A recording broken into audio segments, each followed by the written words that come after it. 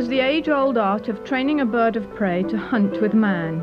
It is not a question of dominance, but instead a bond or partnership between bird, man and dog. It's a tremendously exciting experience to train an essentially wild bird of prey to fly and return. If you get it right, the experience is unforgettable, but if you get it wrong, you can kill the bird. In the making of this story, we filmed the training as it happened. Unfortunately, the birds behaved rather too well, and often the handling of them looks too easy. Let me also apologize in advance for the verbal fluffs, but the actions were more important than the words.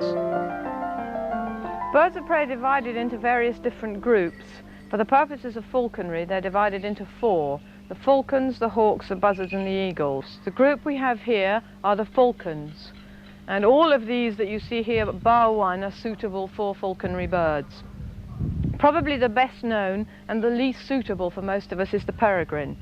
The reason it's the least suitable is that it needs the most expensive countryside to fly in. To do it justice, you need to fly a peregrine in either really good partridge country in Norfolk, or else go up to Scotland or maybe northern England, where you've got plenty of grouse in open moorland country. They're not the most expensive of birds to buy, but they are the most expensive of birds to fly. To also do them justice, you need to have at least 6 weeks off so that you can fly them every day and get them going really well. So the majority of us don't fly them, not because we don't like them or that they're too expensive, but because we can't afford the time or the place. Sakers are not very greatly used in this country.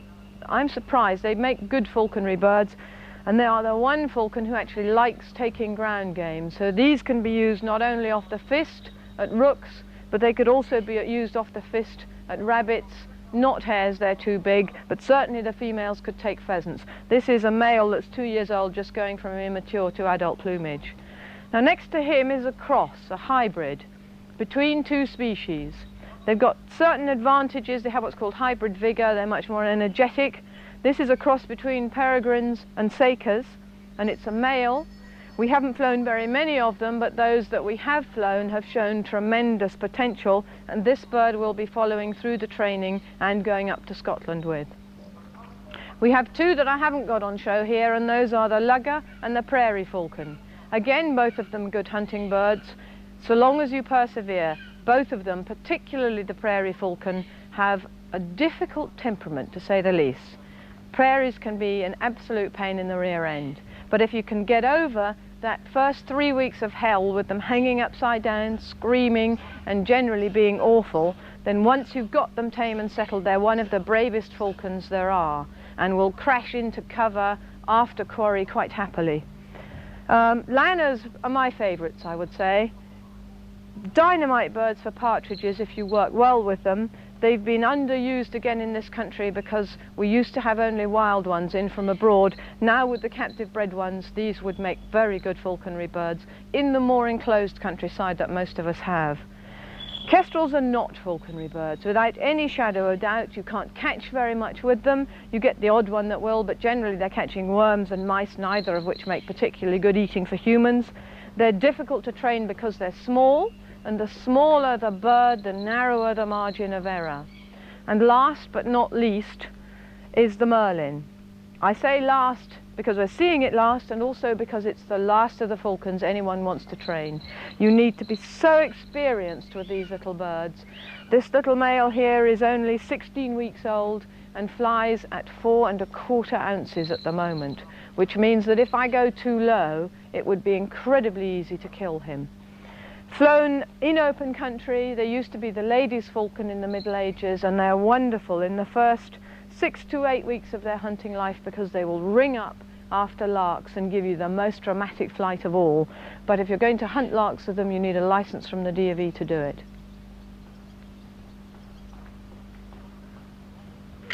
These are the buzzards.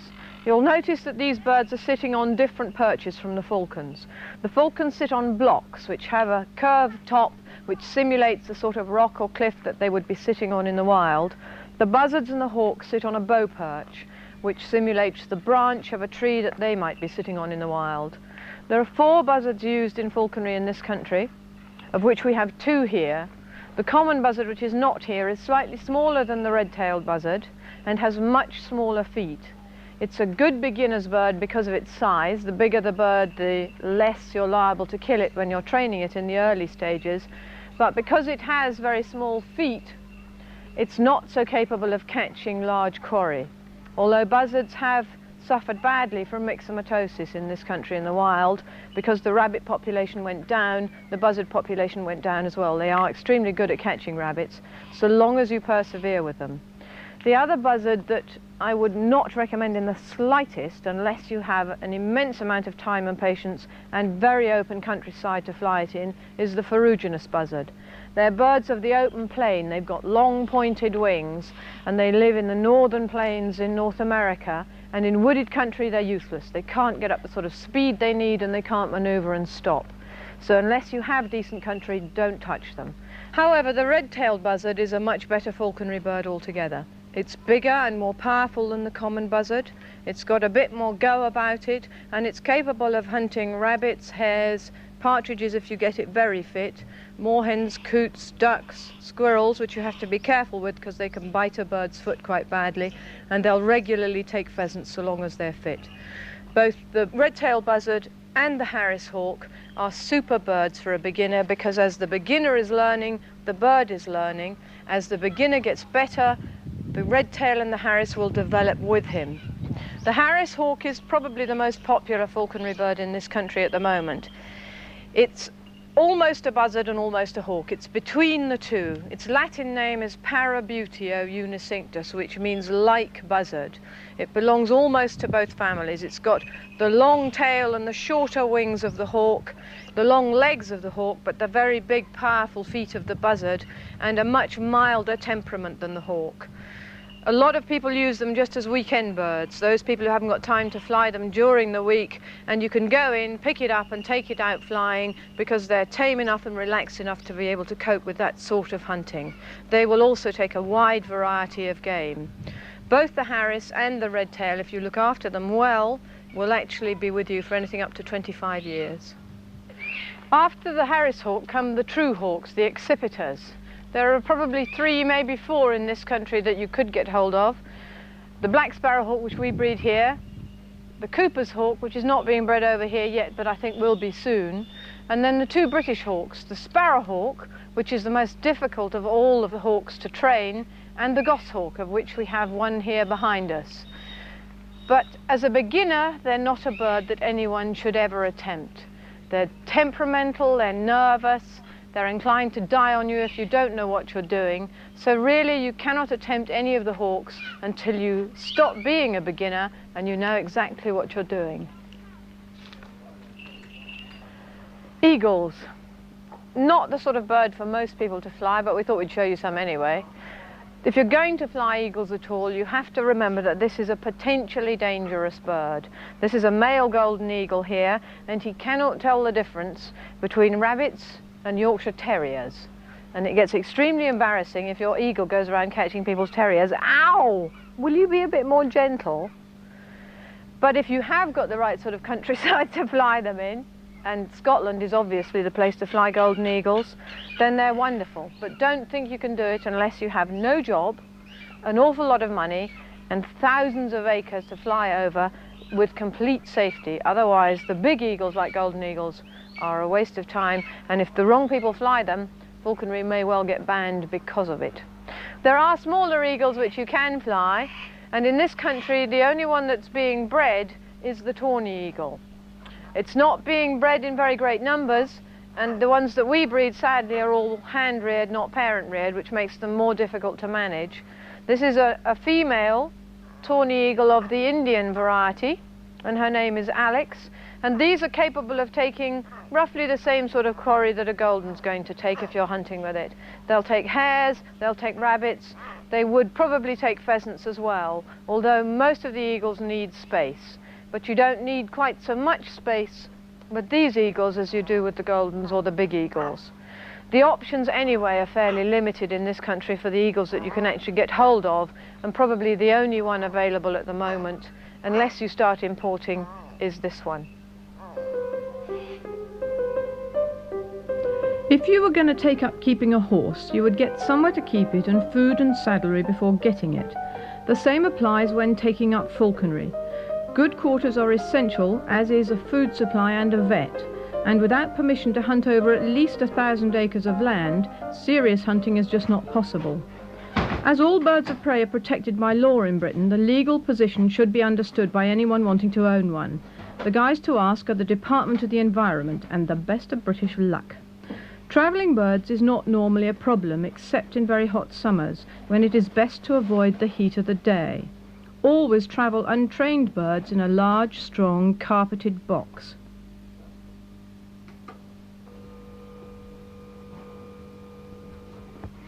Hoods have been around for centuries. They are used to calm a bird by putting it in the dark. We will often hood a bird while fitting tail bells and jesses. Actually, I usually hood them to keep them quiet, as falcons can object to things in an extremely noisy fashion. We have 2 people available when getting a new bird out of the breeding pens ready to start training. Most birds of prey have sharp talons, so while the bird is still in the catch net, we clip off the sharp tips from the talons, because the quickest way for a bird to get a foot infection is by puncturing its own foot with its talons. The jesses are leather straps placed on the bird's legs. These work in the same way as a collar on a dog. They give you something to hold on to. Although there have been many different types invented over the last decade or so, I only favour 2 types for use in Britain. The traditional jess is a leather strap which threads through itself.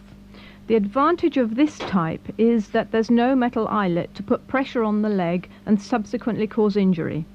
We only use traditional jesses on falcons, as ours are supposed to be trained not to sit in trees. Hawks and buzzards, however, often hunt from trees, and so could get caught up by the straps. Aylmer jesses are much more modern. They are a short leather bracelet held round the bird's leg with an eyelet, through which is threaded a removable leather strap. They were invented by a British falconer called Guy Aylmer, hence the name.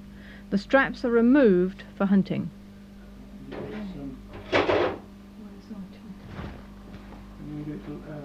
Foot off my hand.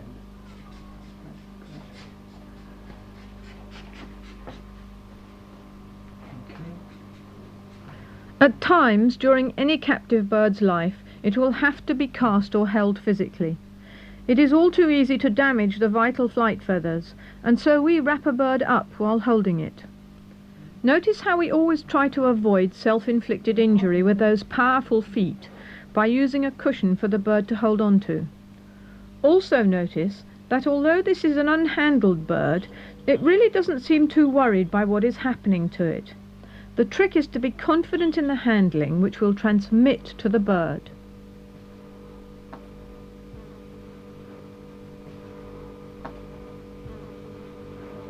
To put a tail bell on, you need a bell. This is fixed through a piece of plastic or a plectrum so it doesn't drop through the tail feathers. Glue, I use rapid araldite. I don't like super glue. All I do is stick my fingers together with it, but rapid araldite works well. Thread and wax to thread the wax. Wax the thread. A piece of paper and a bulldog clip to isolate the 2 tail feathers that you want. You need a pair of leather punches to get the bell ready, a pair of scissors, and most important, a curved needle. And if you haven't got a curved one, do what we did and curve it in the gas fire.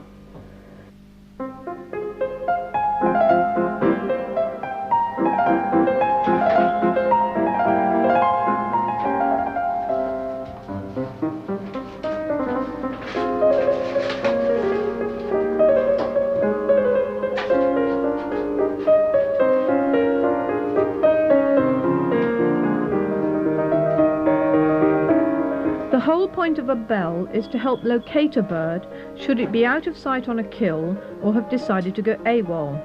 I can never understand why people ask me why a bird wears a bell, as I would have thought it was blatantly obvious, but I could be wrong. There are 3 ways of attaching the bell, all of them totally painless, although I'm none too sure about the actual use of neck bells. The most common way is to place the bell on the leg with a leather strap, called a Buet strap. It should always be above the jess and below any ring. I much prefer the tail bell. This is glued and tied to the centre 2 tail feathers as is being demonstrated. There are more modern ways of doing it, such as cable ties, but being somewhat old-fashioned, I prefer the old method, as I know there is nothing there which can hurt the bird. Tail bells ring louder, last longer, leave legs freer, and can be heard from further away. What more can I say? As for neck bells, well, I am really not happy about putting anything round a bird's neck. Raptor legs and feet are incredibly strong. They are designed to hit quarry at speed, but their necks are much more vulnerable. So neck bells I have never used, and what's more, I have no intention of doing so.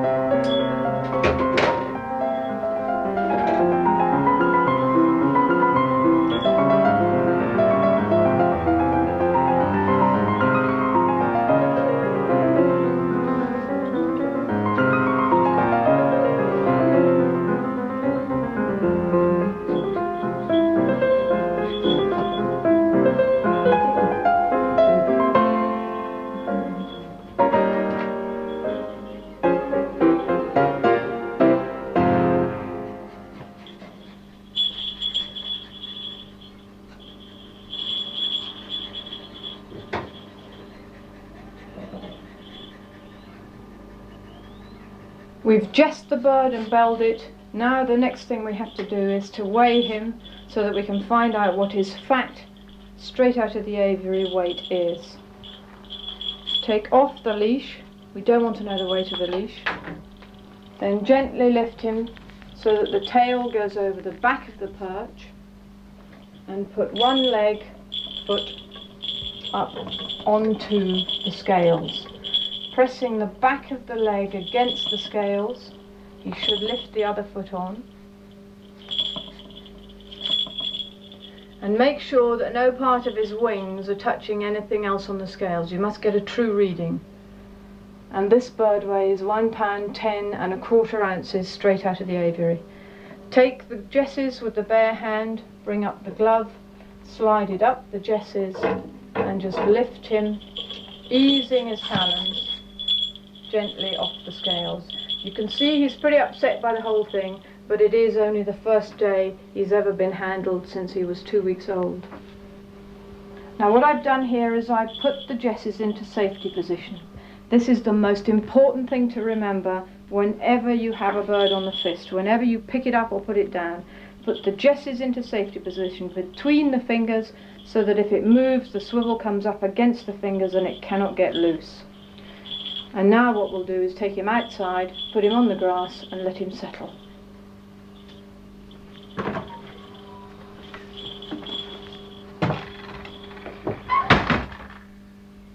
One of the worst crimes in my book is to let go of a bird with its swivel and leash on.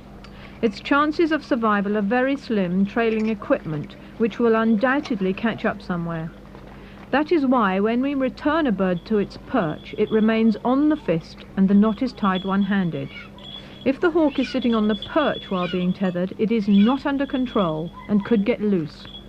That is also why the leash and swivel should always either be in safety position, or tied to the glove, or tightly coiled round the fingers.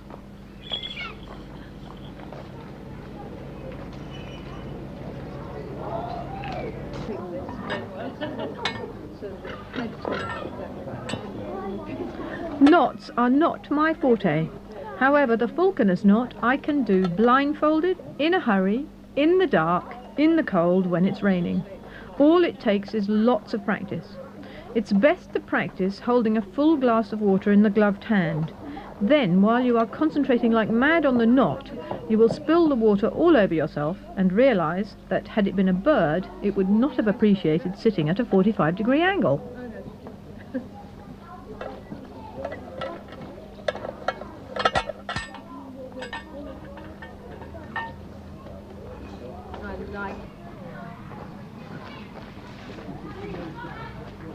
Untrained birds don't like being picked up, so to avoid excess stress and feather damage, they must be picked up quickly and held away from anything that their feathers might hit.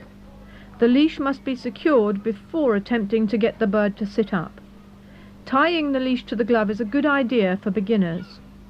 As the bird gets tamer, it will learn to jump to the fist from the perch for a reward.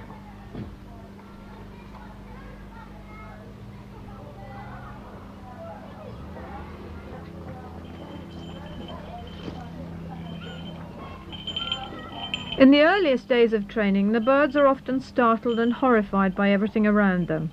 With care and patience, they will come to accept such things as a leg bell without getting upset.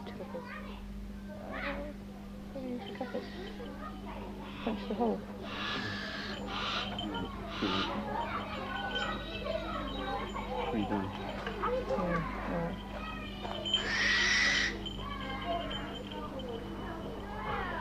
Pick it up.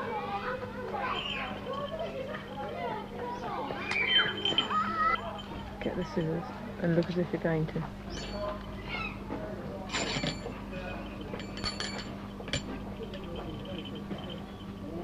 Oddly enough, returning an untrained bird to its perch is actually more difficult than picking it up.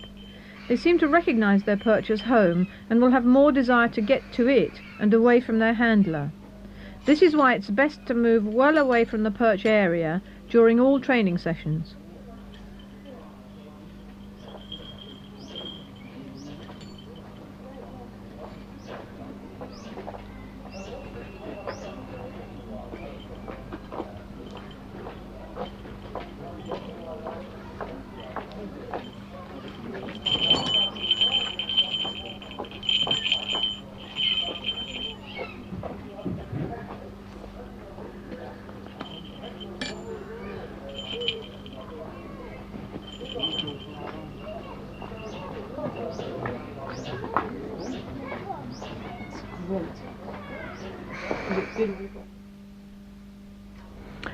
There are a couple of things we haven't really touched on yet which might not seem related. Number one is food. It's very important that you have the right food for the bird and that it's good quality. And if it isn't good quality enough and the bird doesn't like it, you might have to resort to finding the bird after having lost it.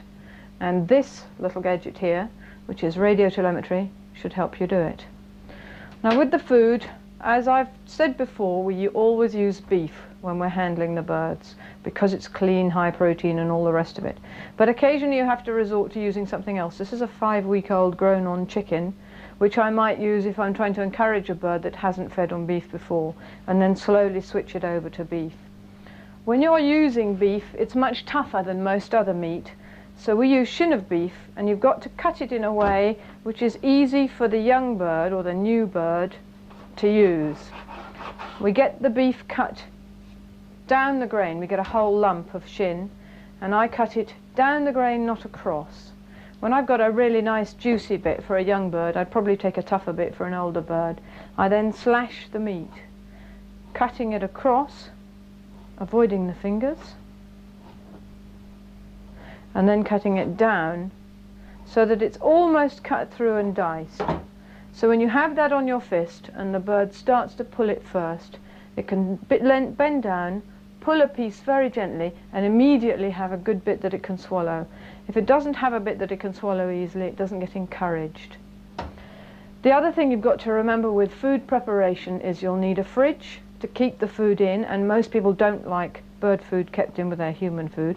It could even be illegal. And you've got to make sure that everything is clean. This board looks a bit the worse for wear, but it is actually scrubbed every day and disinfected, as is the knife.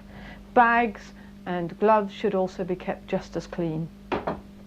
Now with the telemetry, we use an American system. It doesn't really matter what system you use so long as you practice with it before you lose the bird.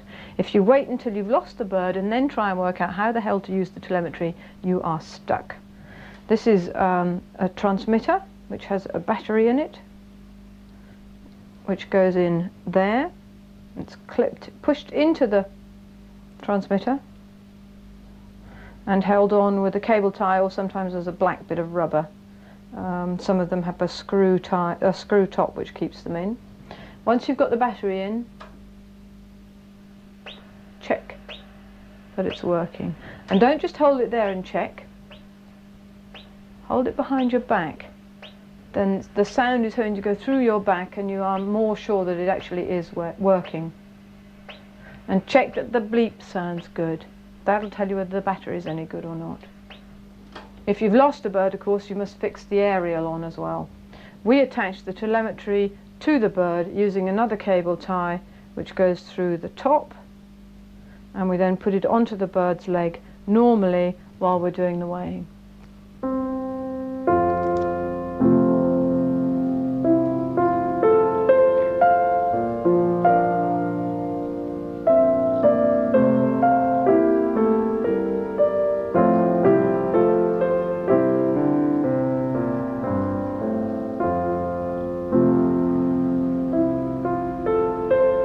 The more variety of food that you use, the better off your bird will be.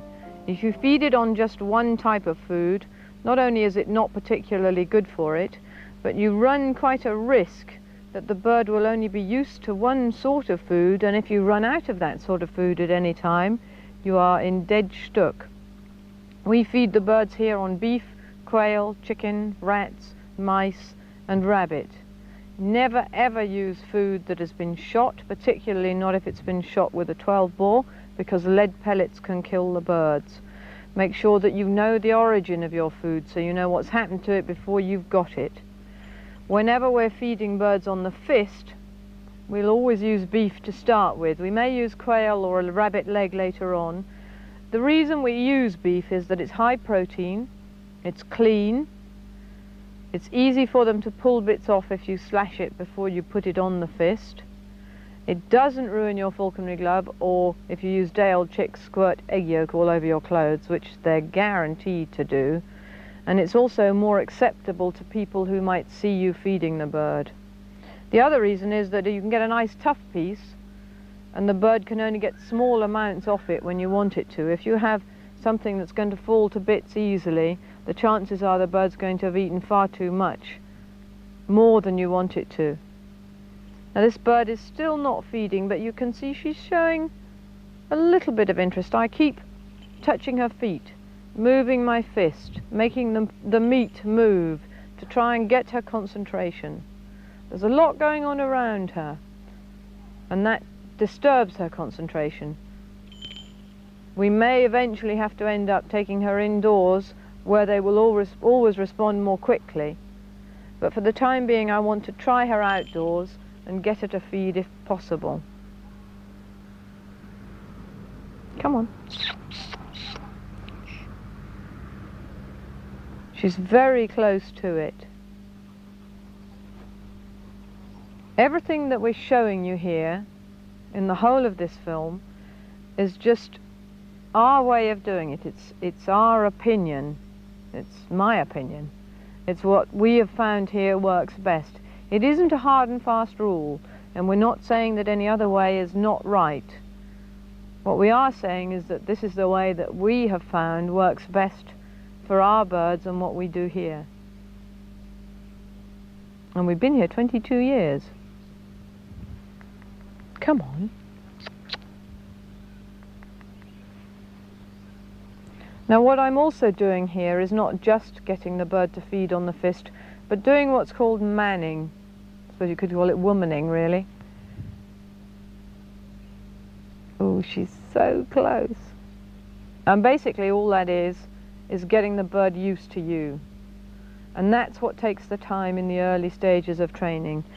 You're going to need something like 2 hours a day with your bird for the first, say, month or 2 months before it starts to get tame. The training's very short. In most birds of prey, the training is only about 2 to 3 weeks. That falcon that we're flying for you is incredibly fast. That could be going loose in only 5 days. This is a little bit on the slow side, but then they do take longer because the falcons are the easiest. They're so greedy. But the taming takes time. Come on. If you're worried about a bird going underweight, watch its eyes. This bird's getting close to being underweight. She really has got to feed either today or tomorrow, and her eyes are starting to scrunch up a little. Instead of looking very big, when you first handle a bird, their eyes look enormous because they're so nervy. As they start to lose weight and begin to get close to the margin where dropping them below it could be dangerous, the eyes will get smaller and they'll start to scrunch up. And hers are beginning to do that now. But as I say, she'll feed either today or tomorrow. And I'll stay here with this bird now for probably another hour, which you'll be delighted to hear you're not going to see, until she either responds, or I reckon that it's going to have to be maybe later on this evening or tomorrow morning before she'll actually feed. As I said, I will, if she doesn't feed tonight, probably try her indoors. But it's a great mistake if you try and train your bird indoors and do the whole thing. They're not learning anything. You can get a bird feeding quite happily indoors, bring it outdoors, and you'll find you have almost got to start again. Indoors, they're always much quieter than they are out of doors. The added advantage of a Labrador is that they make a great footstool. Very comfy.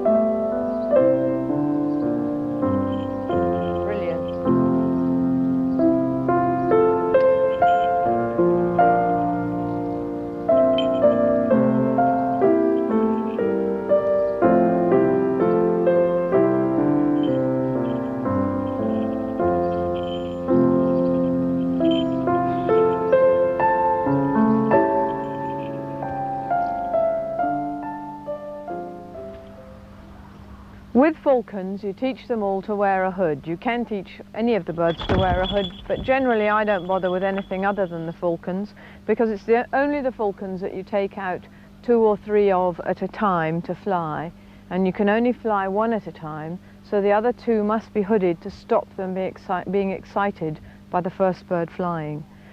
This is a Saker cross peregrine, and Saker cross peregrines are extremely difficult to teach to hood anyway. So you just bring the hood in, and you take no notice of all this flat doodle, and you just gently slip it on the bird's head.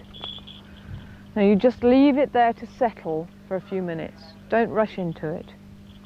Then you've got to do up the braces. And the mistake, and I do it myself, the mistake everyone makes when they're trying to do up the braces, they're so nervous that they're actually moving the bird away from themselves. So you've got to be conscious of that. Wait till the bird faces the right way. Gently tap the hood into position. And pull the braces tightly, quickly. You're putting pressure down the bird's back so that if by any chance it pulls its head back, it's not going to get its head out of the hood. Now, they don't like the hood in the early stages, there's no doubt about it, but you've got to get them to settle and relax so that it becomes so much a part of their routine they don't mind. To take the hood off, you undo the braces once the bird's settled, but you don't remove the hood straight away. Leave it on there for a few seconds.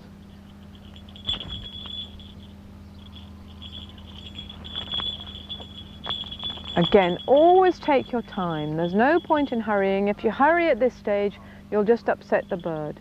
Then rolling motion, just slip it off. Then put it on again. And take it off again. Stroke the bird with it. Wait, face the front you.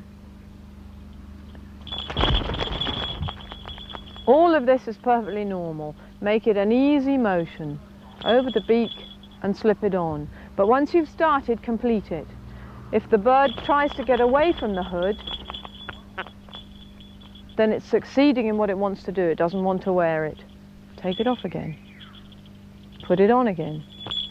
And you can see it gets easier and easier each time. Then do up the braces again.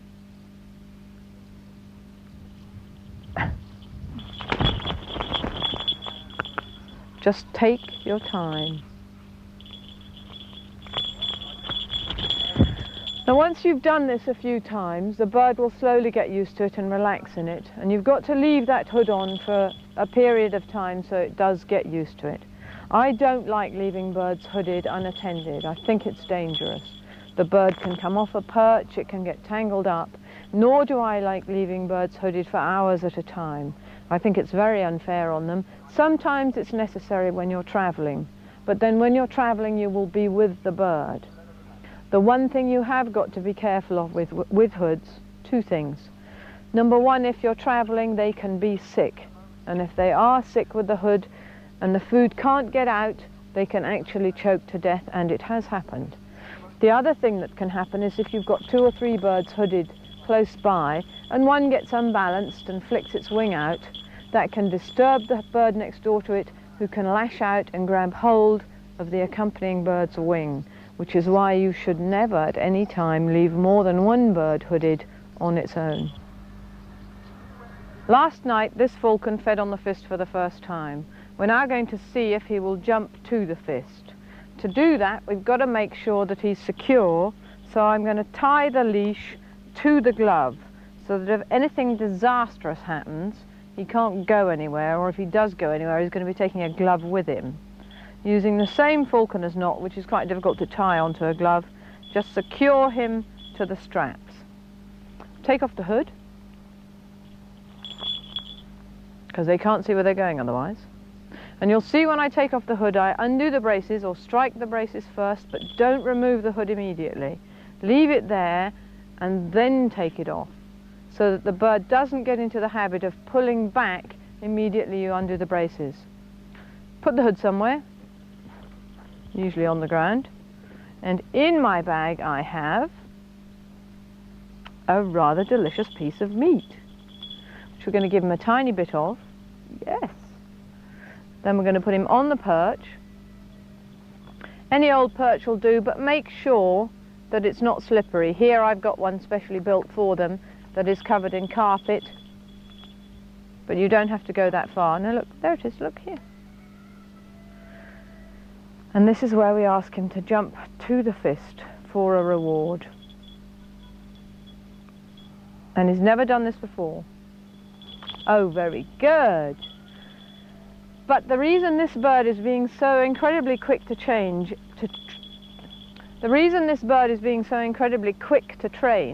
is that I have not handled him for 2 weeks, but he's been tethered for 2 weeks. So he's been on his perch, he's learned about jesses, he's settled, he's learned to feed on the perch, and all of this now comes much, much quicker than it would do if you started from the word go. So this time a little bit further.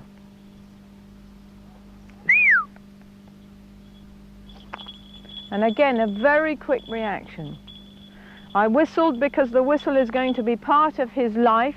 He's got to understand that the whistle means I want him to come, and so you start using the whistle right from the word go. When I put him back on the perch, you'll see I make sure his tail is over the back, and I drop, you've got your talons all twisted, I drop my hand below the perch, and he will then step back naturally onto the higher perch. Now we're going to try that once more.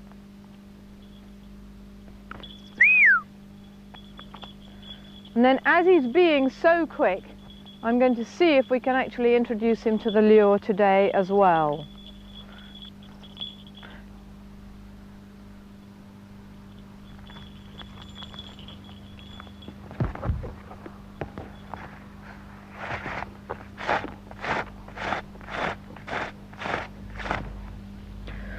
Although training birds of prey is surprisingly quick, they do have to be under control until they know the job and can be flown loose. So a training line is used. It is called a creance, which I'm told has something to do with string in French.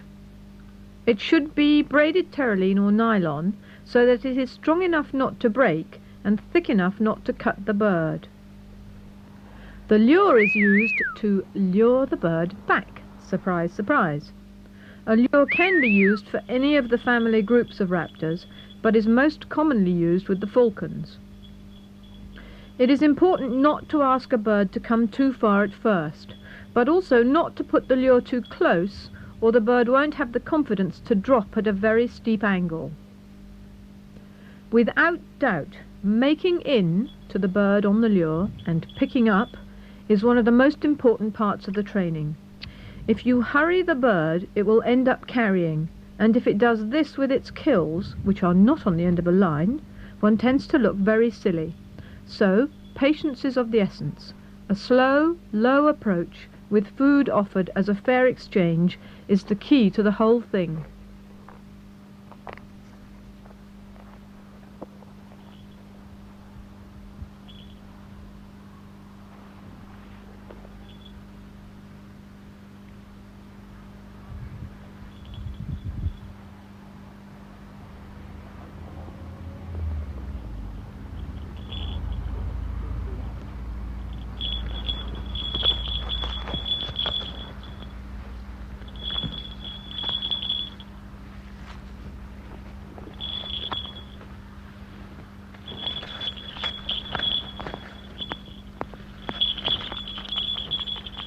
Good boy. To call a bird in, you need a lure. For the falcons we use a lure made out of a pair of wings. For the other birds we use a dummy bunny. The reason we use a dummy bunny is that these days we're using only captive bred birds. It's no longer legal to take birds from the wild for falconry. And so with the captive bred birds, they don't necessarily know what a real rabbit looks like. So we use a dummy to teach them what it is we want them to hunt. You can either use a made-up one like this, or you can use a dead rabbit. But it's not always easy to get a dead rabbit, so we use a dummy bunny to start with. This one's called Legless. Has a nice pair of ears, nice tail, no legs. Now for the lure I use a pair of wings, preferably from a magpie, a moorhen or a partridge. They're rounder, they're shorter, they swing more easily. I don't like the bigger wings. We put them back to back, so it's got to be a pair. And where the primaries and the secondaries join, put a piece of string. Make sure the string is strong enough that it won't snap in your hands. And you tie the two together with a reef knot, which is right over left and left over right. You then get a piece of meat, and the size piece of meat will depend entirely on how heavy you want the lure, and you cut a nick in the side of the piece of the meat so that it will fit nicely with the string. The string goes on, yet another reef knot tied tightly. The joy of making up a lure every day is that it means it's checked every day. The trouble with a lure that is a dummy one made of leather is that it doesn't always get checked each day, and the line can snap. You then put the string through the swivel on the end of the lure, tie another reef knot on the side so that it doesn't catch on the swivel, and your lure is then made up, ready to go, looking deliciously appetizing. With a dummy bunny, it's much the same thing. Use a much smaller piece of meat because you want the bird to eat the whole piece of meat on the rabbit. Get another piece of string, tie it round the rabbit, usually towards the head end, to try and encourage the bird to go towards the head, and in that way when it comes to hunting it's less likely to get kicked off. Reef knot number 4, piece of meat onto the knot, tied on good and securely. Not quite so vital if it comes off the rabbit. You look very silly if your piece of meat comes off your lure. And then your rabbit is ready to go. You bung them both in your falconry bag, and away you go.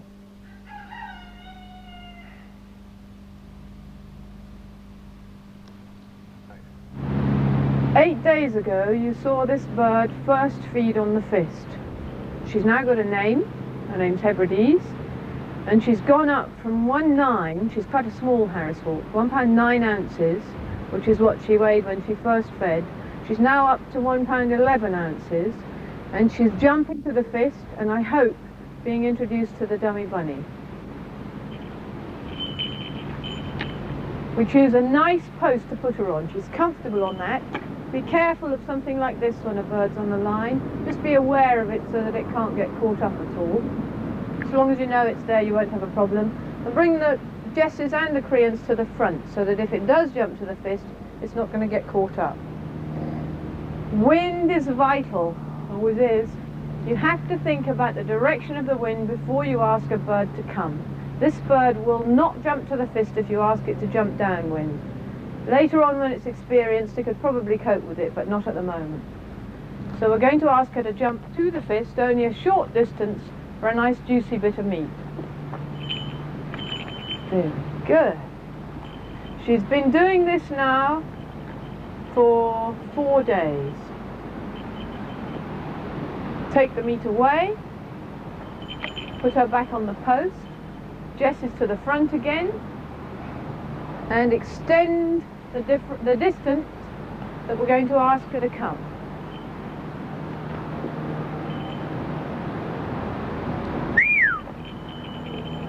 Very good.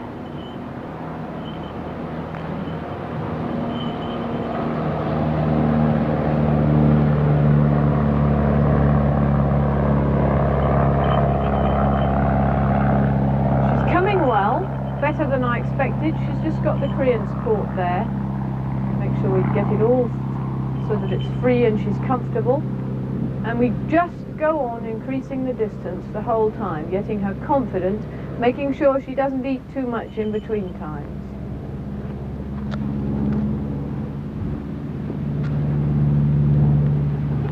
Sometimes if you increase the distance too far, what happens is that the bird gets excited that it's in the air and it may go over the top of the fist. This could possibly happen this time, particularly as we're close to a tree. Good girl. She's got an extraordinary way of coming. She goes up and then down. Later on, as she gets more experience, she'll drop below the fist and come up onto it. Off you go. Off. You'll see sometimes I put her onto the post backwards, sometimes forwards. It doesn't make any difference. So long as you drop your hand below whatever you're asking them to go onto, they will always go to the higher perch. There's got to be a joke there somewhere. Now we'll try her one last time, just a little bit further.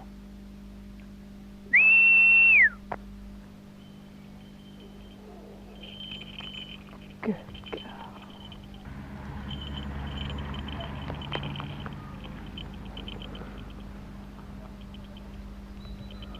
And the thing we want to do now is just see if she will be in the slightest bit interested in the dummy bunny. Now we're going to introduce her to Legless. What I'm going to do is take him out of the bag, throw him gently on the ground in front of her and see if she'll catch him. If she doesn't, I'll give it a twitch just to attract her attention.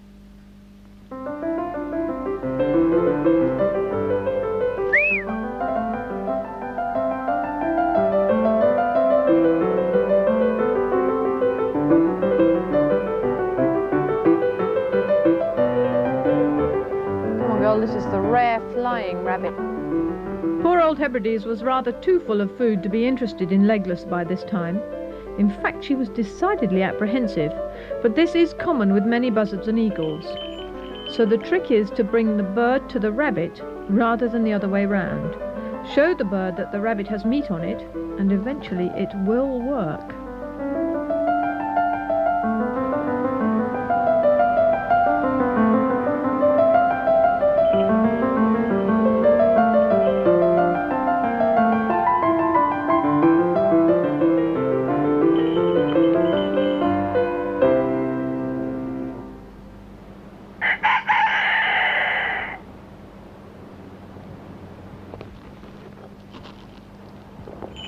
Good girl.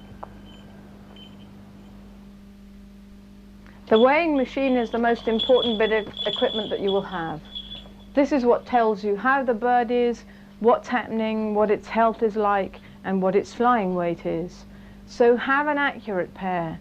Most people have an old pair of balance scales with weights on one end and a perch on the other. Make sure your weights are government stamped.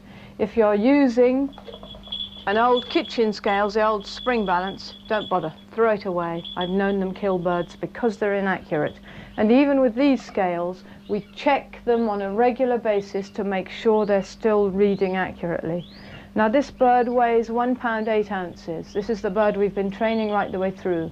He came out of the aviary at 1 pound 10.5 ounces.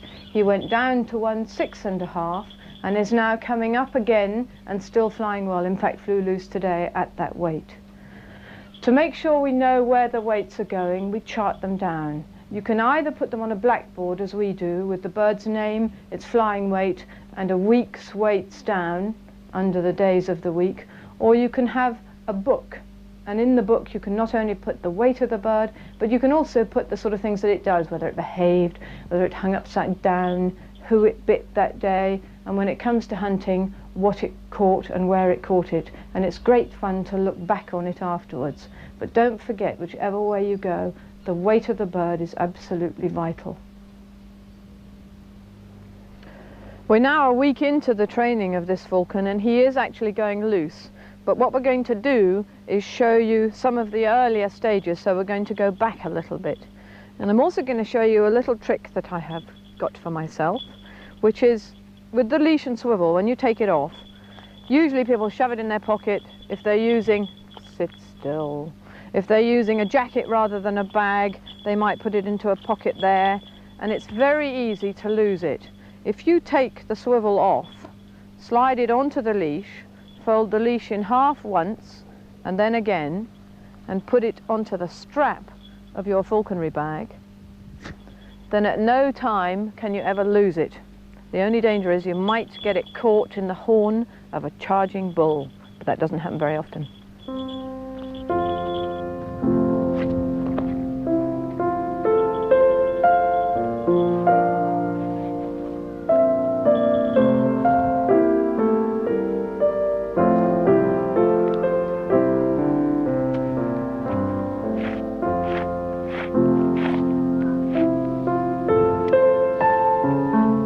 We fly a falcon free, we always make sure that it will catch the lure in mid-air and that it will turn on the line. The catch is important. If you have to use the lure when hunting, the grass is unlikely to be mown and the lure will disappear from the bird's sight if it falls in long grass or heather. The turn is also important, although it is very unlikely that a bird won't turn, particularly if it has been taught to catch first.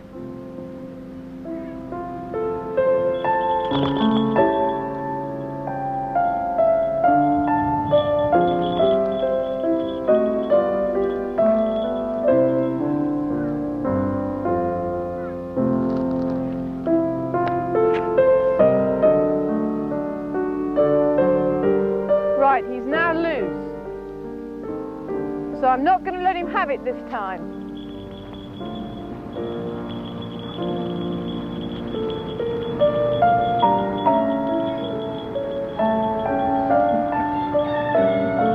But I am going to let him have it this time. Ho!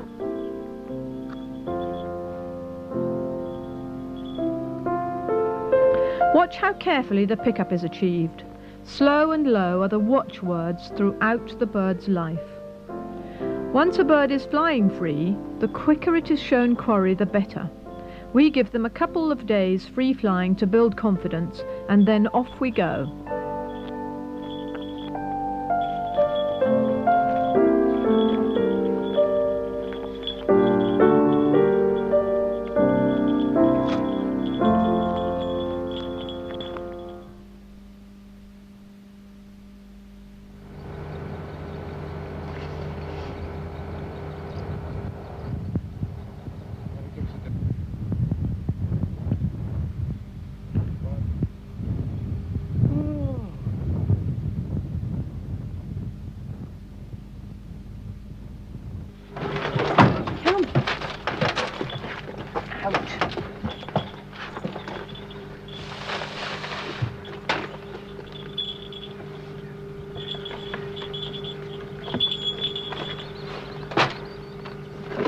Although many people travel birds on perches or cadges, I much prefer a good travelling box. Birds can sit unhooded, they can choose where they sit, and several can be travelled together in a vehicle with complete safety.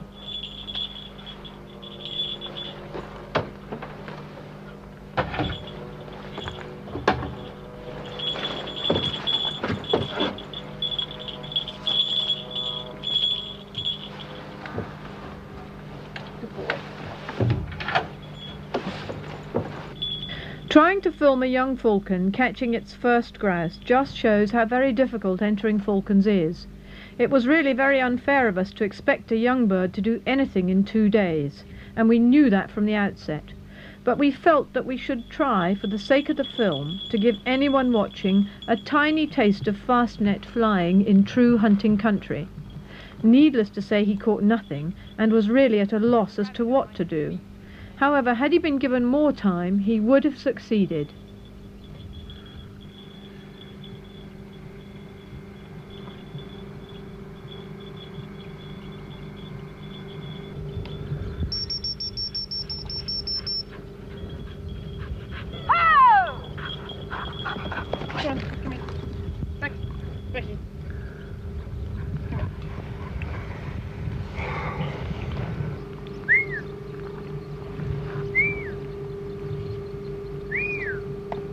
Flying hawks is far less complicated, and we had great fun, as did Hebrides and Tamale, my Labrador. At one point we caught a very dead rabbit that a stoat had killed. But again, because we were concentrating on filming rather than hunting, we didn't catch a live bunny. Still, it was close, and without the film crew, one bunny would have met its Waterloo, that's for sure.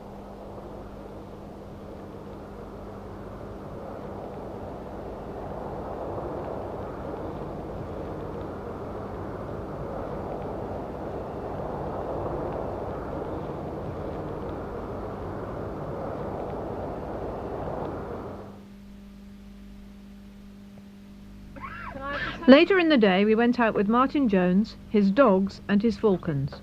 Martin spends up to 7 weeks every year in Scotland, and that is the sort of dedication needed to fly falcons seriously. There is much more to the enjoyment of falconry than the kill, but every now and again everything goes right and you get the chance to see teamwork at its very best.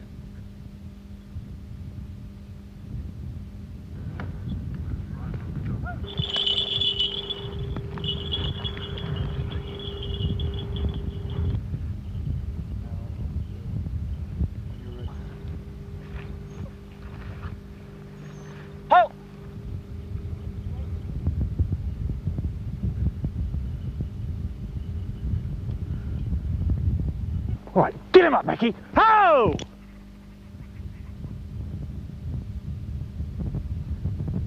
Try to bind to him.